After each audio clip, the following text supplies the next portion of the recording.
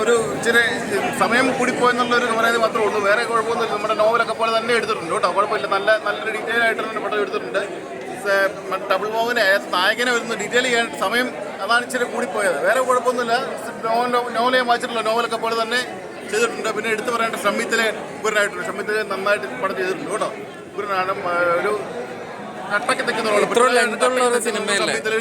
ഇത്ര ലെങ്തുള്ള ഒരു സിനിമയിലല്ല ലെങ്തായി പോയി. ഇന്റർവ്യൂവിന് മുമ്പാണ് ലെങ്തായിട്ട് നമുക്ക് തോന്നുന്നത്. ഇന്റർവ്യൂവിൽ കഴിഞ്ഞ പടം നല്ല സ്പീഡ് തന്നെയാണ് പോകുന്നത്. ആ നായകനെ ഒരു ഡീറ്റെയിൽ ചെയ്യാനായിട്ട് ഇച്ചിരി സമയം കൂടുതലെടുത്തു. വേറെ കംപ്ലൈന്റ് ഒന്നും പറയാനില്ല കേട്ടോ. കുഴപ്പമില്ല. നല്ല പടം. ഒരു മറ്റുള്ള മൂവി തന്നെയാണ്. പിന്നെ സ്റ്റോറി കൊള്ളാം, ലൊക്കേഷൻ കൊള്ളാം, പിന്നെ BGM കൊള്ളാം. ഇതിനകത്ത് എടുത്തു പറയത്തക്ക എന്ന് പറഞ്ഞാൽ തിലകൻ ചേട്ടൻ്റെ മകൻ ഷമ്മി തിലകനാണെന്ന് തെളിയിച്ചു. നല്ല അസാധ്യ പെർഫോമൻസ്. പിന്നെ കുറേ ആളുകൾ, പുതിയ ആൾക്കാരൊക്കെ ഉണ്ട്. അവരെല്ലാം നന്നായിട്ട് പെർഫോം ചെയ്തിട്ടുണ്ട്. നല്ലൊരു എൻ്റർടൈനറാണ്. കണ്ടിരിക്കാൻ വളരെ ഒരു ത്രില്ലിങ് പടം. കുറച്ച് ലെങ്തി ആയിപ്പോയി. കുറച്ചുകൂടി എഡിറ്റ് ചെയ്തിട്ടെങ്കിലും കുറച്ചുകൂടി നോർത്തൊക്കെ ആക്കി. ഷമ്മി തിലകൻ്റെ പെർഫോമൻസ് എടുത്ത് പറയണതാണ് എന്തിനാ. ഓക്കെ,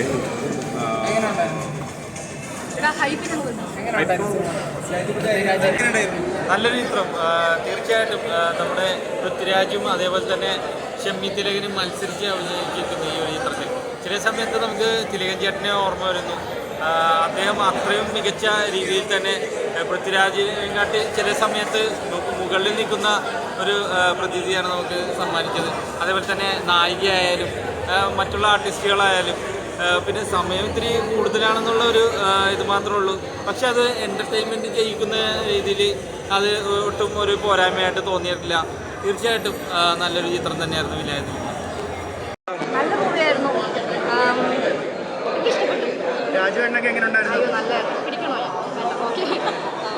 ഷമ്മിച്ചേട്ടനും രാജുവേട്ടനും തമ്മിലുള്ള കോമ്പിനേഷൻ നല്ലതായിരുന്നു. എനിക്ക് പണ്ട് നമ്മുടെ സ്പടികത്തിലെ തിലകൻ സാറും നമ്മുടെ ലാലേട്ടനെയും പോലെയുള്ള ഒരു കോംബോ പോലെ തിലകൻ കണ്ട പോലെ തോന്നിയോ?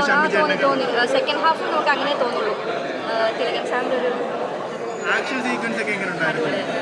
ലാസ്റ്റ് നമ്മുടെ ആക്ട്രസ് ആണെങ്കിലും നല്ല അടിപൊളി, നല്ലൊരു എൻട്രി ഒക്കെ ഉണ്ട്. അതൊക്കെ നല്ല രസമായിരുന്നു. ഷമ്മി തിലകനെ കാണുമ്പോൾ നമുക്ക് തിലകൻ ചേട്ടനെ നമുക്ക് ഓർമ്മ വരും. കാരണം തിലകൻ ചേട്ടൻ്റെ ആ ഓരോ ചലനങ്ങളും ഓരോ ഡയലോഗ് പ്രസൻറ്റേഷനൊക്കെ നമുക്ക് തിലകൻ ചേട്ടനൊക്കെ ഓർമ്മ വരും. കാരണം അദ്ദേഹം സീനിയറായിട്ടുള്ള ഒരു ഇതാണ് തിലകൻ ചേട്ടൻ.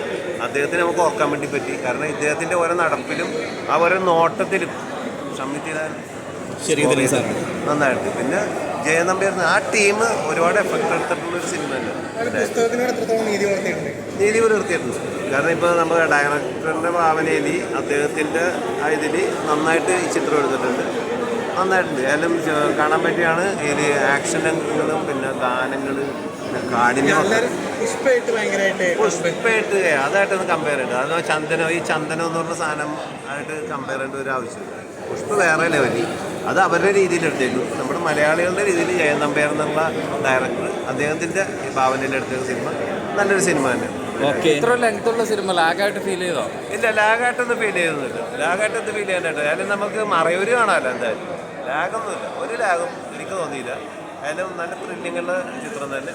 അടിപൊളിയായിട്ടുണ്ട്. ആയാലും പെർഫോമൻസ് ബേസ് ആകുമ്പോൾ പൃഥ്വിരാജും പെർഫോമൻസ് അടിപൊളി. പിന്നെ ഷമ്മി തിലകൻ്റെ അതിലുള്ള ഓരോ ക്യാരക്ടറും നന്നായിട്ടുണ്ട്. അതിൽ അമ്മയായിട്ട് അഭിനയിക്കുന്ന, അതിൽ നായികയുടെ പ്രസൻറ്റേഷൻ അടിപൊളിയായിട്ടുണ്ട്. കാരണം ആ ഒരു കാടിൻ്റെ ഒരു മകളെന്ന രീതിയിൽ അങ്ങനെയാണ് നമുക്ക് കാടിൻ്റെ മക്കൾ എന്നൊക്കെ പറയുന്ന പോലെ നന്നായിട്ട് ആ നായിക നന്നായിട്ട് അഭിനയിച്ചിട്ടുണ്ട്. കാരണം ടൊവിനോൻ്റെ കഴിഞ്ഞ ചിത്രത്തിലുണ്ടായതാണ്. അതിൽ സുന്ദരിയായിട്ടുള്ളൊരു നായികയാണെങ്കിൽ ഇതിൽ കാടിൻ്റെ മകളായിട്ടുള്ളൊരു നായിക. ഇതിലെ പെർഫോമൻസ് കൊണ്ട് വാച്ചബിളായിട്ട് വന്നിട്ടുള്ളതാണ്. നല്ല കണ്ടൻറ്റായിട്ടാണ് സിനിമ വന്നിരിക്കുന്നത്.